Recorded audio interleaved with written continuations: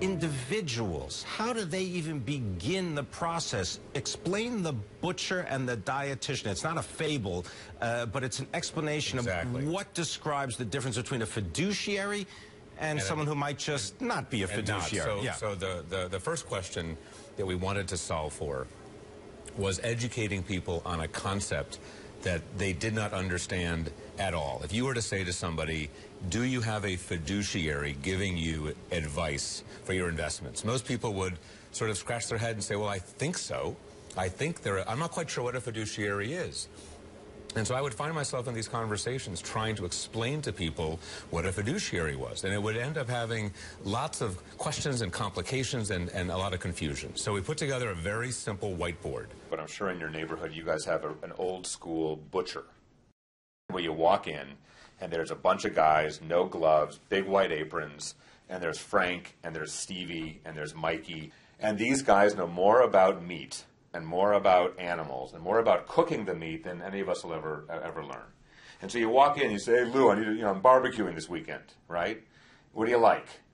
And Lou goes to, the big racks of stuff he has underneath the glass, and he goes, the veal chops, just in from Argentina, they are the bomb.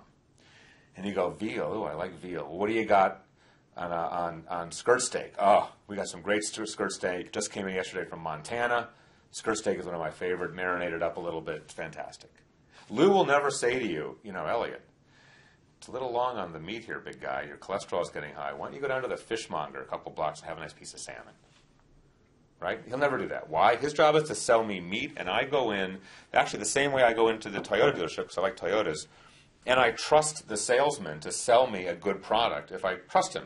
And the fact that he's got my interest at heart vis-a-vis my expectations for selling me that thing. By the same token, when I go to see a dietitian, I know she's going to look at all of my labs, she's going to take all the measurements, she's going to run all of her analysis, and she's going to absolutely give me her best thinking on what's best for me. Whether she's a vegetarian or a meat lover, likes this, likes that, if she thinks I should be doing something differently, even if it's not good for her, she's going to give me an opinion that's for my interest. So what's the difference between a fiduciary and the brokers? Well, these are dietitians, these are butchers. It's that simple. Brokers are butchers selling product. Fiduciaries are dietitians looking after your health. The problem is most people think that their butcher is a dietitian. So when one of your moms or dads or friends calls the broker and says, I got 200 grand, I sold a little piece of property, or I got some inheritance, what should I do with it?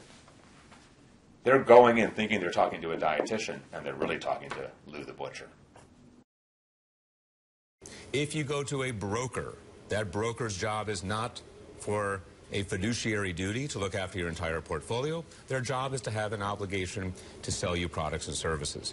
That's a fundamental difference in the industry.